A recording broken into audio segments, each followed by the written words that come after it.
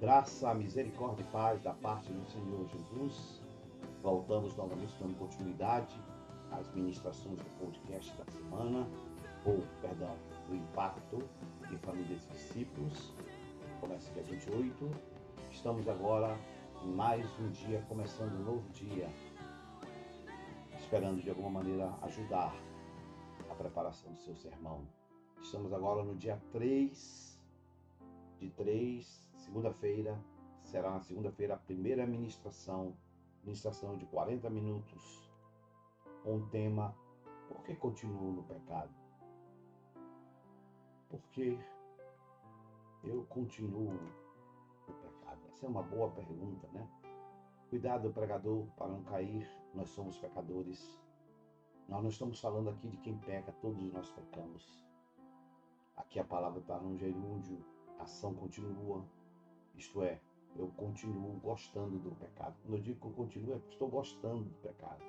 Eu estou preso no pecado, estou amarrado, ainda não me libertei, né? E enquanto eu não me libertar, isso é uma das piores situações que eu e você podemos nos encontrar, é quando conhecemos e sabemos, mas ainda não conseguimos nos libertar de algumas práticas da nossa vida. Então, uma pergunta é: por que continuo no pecado? E o livro, outro momento, outro episódio da Bíblia, outro personagem bíblica, 1 Samuel, 2 Samuel, capítulo 11, claro, o versículo de 1 a 27. Aí você precisa ler todo o contexto. Aqui eu não vou ler, só vou ler o versículo 3, 4, 5 e o 6. Mas aí o pregador vai ler do 1 ao 27. E mandou Davi indagar quem era aquela mulher. E disseram: porventura não é esta Betseba, filha de Eliã, mulher de Urias o Heteu? Então enviou Davi mensageiros e mandou trazê-la, chamá-la, obrigá-la. Ele era rei. E ela se deitou, veio e se deitou. Claro, ele convidando, olhando ela. Ele olhou, aí o pregador viu ela nua, se achou linda, foi atraída, cobiçada, aí, né? Deitou-se com ela, pois já estava purificada a sua imundícia. Ela quer dizer, ela estava saindo do período de menstruação. A Bíblia quer dizer que ela estava fértil, pronta para ovular e para ter filhos. Estava no momento exato. Por isso que a Bíblia coloca esse detalhe que Davi não sabia e não conhecia. Mas como a Bíblia foi escrita por Deus, e Deus sabia todas as coisas, revelou ao Samuel esse detalhe. Então voltou ela para sua casa e a mulher concebeu e mandou dizer, concebeu e ficou grávida, e mandou dizer a Davi: estou grávida. Então Davi mandou dizer a Joabe: envia-me a Urias o Heteu. E Joabe enviou a Urias à casa de Davi. Aí o pregador conhece a história, vai ler todo o texto e o contexto, né? Que o Senhor Jesus abençoe o nosso coração. Todos nós conhecemos essa história, esse momento de Davi, onde ele cai feio diante da presença do Senhor. E aí eu aconselho o pregador a mencionar os fatos, quais foram os maiores erros de Davi, e explorar no sentido de aprendermos a não cometer os mesmos erros, porque senão estaremos propensos. Mas também isso explica por que alguns continuam no pecado e não saem do pecado. Diferente, e aí você precisa ler o livro de 1 João, que fala a diferença do que peca e do que vive pecando. Davi gostava desses delícias e ele não se aguentava muito. O pecado, eu digo, e aí o pregador precisa estudar um pouquinho mais sobre o pecado, é a pior doença que eu possuo em minha vida, que todo ser humano possui, e que ainda continua aparecendo, surgindo botando a cabeça para o lado de fora em minha vida em muitos momentos. O pecado acaba com todo o meu relacionamento com Deus. Quando eu não trato o pecado diante do Senhor, isto é, não reconheço e não suplico o perdão e a misericórdia de Deus. Ele estraga, ele aniquila, ele evapora todo o relacionamento com Deus. Se eu não confesso Ele, não posso esquecer que o pecado gera morte em minha vida. Tiago 1,25. Então a cobiça, depois de haver concebido, dá luz ao pecado. E o pecado, uma vez consumado, gera a morte. Aí, se você quiser falar das 3 mortes espiritual, aí fica com você. Por isso, afirmamos com todas as letras: o pecado é o pior mal no meio da humanidade e no meio de toda a história. Olha, e aí, se o pregador quiser, a história já teve tantas doenças, tantas pestes, igual a pandemia, Covid, a febre tifoide, febre amarela, sarampo, peste negra, outras misérias que dissiparam a gripe espanhola, outras grandes desgraças, mas nenhuma causa tanto dano, porque o pecado causa mal ao corpo, à alma e ao espírito e a tudo que de bom existe em nossa vida. Aí o pregador vai, eu citei aqui algumas menções, mas o pregador vai aprofundar o assunto. Por isso, não podemos continuar nas práticas do pecado e do erro, uma vez que sabemos, e agora estamos lendo, que ele gera a morte.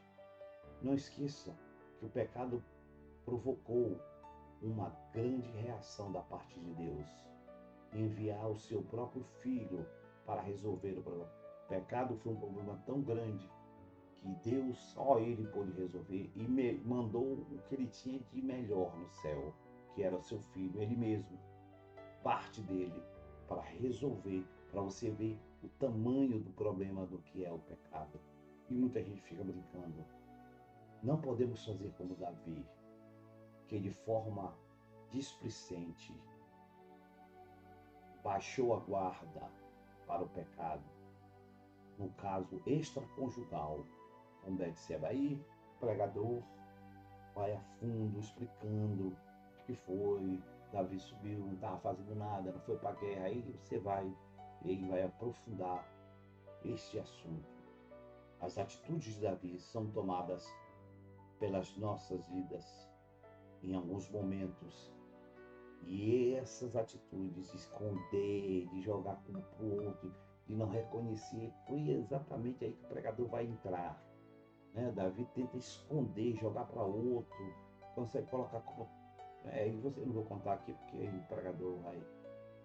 Quando lemos desde o início, percebemos que não era para Davi estar naquele lugar. Batalhou com o exército, a guerra era comum do rei, mas ele estava lá. Seus instintos carnais foram aguçados e isto levou à queda, porque ele quis alimentar os instintos carnais. Feia diante do Senhor. Não esqueça, nunca, sempre nós seremos tentados pelos nossos desejos ou concupiscência, a Bíblia fala. Quando o mesmo ou os mesmos estão descontrolados ou queremos de alguma maneira alimentá-los, os desejos que afloram dentro de nós. Ao contrário, diz Tiago 1,14, cada um é tentado pela sua própria cobiça, quando a esta o atrai e seduz. E aí, se você quiser ler mais, Tiago, pode ler. Leia o verso 15 para entender melhor. Não esqueça, nenhum pecado. E aí, depois de você falar do mal da vida e tal, etc., aí você vai a fundo. Não esqueça, nenhum pecado fica sem a ação divina imediata sobre as nossas vidas. Davi terá a visita inesperada do profeta Natan, que que vai repreendê-lo e lançar sobre ele o castigo de Deus. Porque ele tinha cometido não só um pecado, ele cometeu um pecado sabendo do que ele estava fazendo. Talvez ele não imaginasse, tinha sido iludido pelos espíritos do inferno, das consequências. E aí o pregador vai falar das consequências, ele vai estudando, né? O pregador vai a fundo.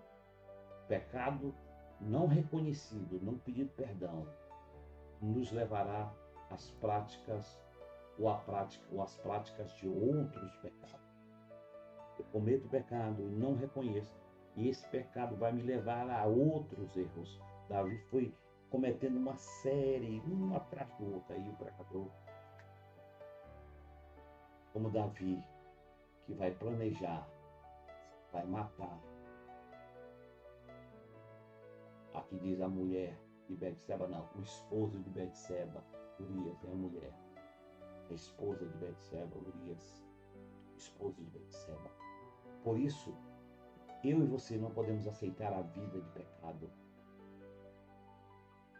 Por muitos, como muitos aceitam. Preciso resolver o mais rápido possível e receber o perdão divino. Aí o pregador abre o espaço para fazer o apelo. O pecado tem o poder do inferno em destruir tudo que é de bom em nossas vidas e nos afastar por completo da presença maravilhosa do nosso Deus.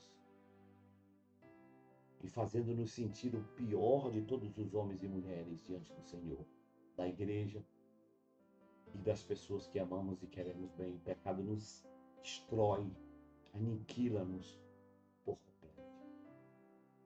Por isso, rejeite hoje o pecado. Agora.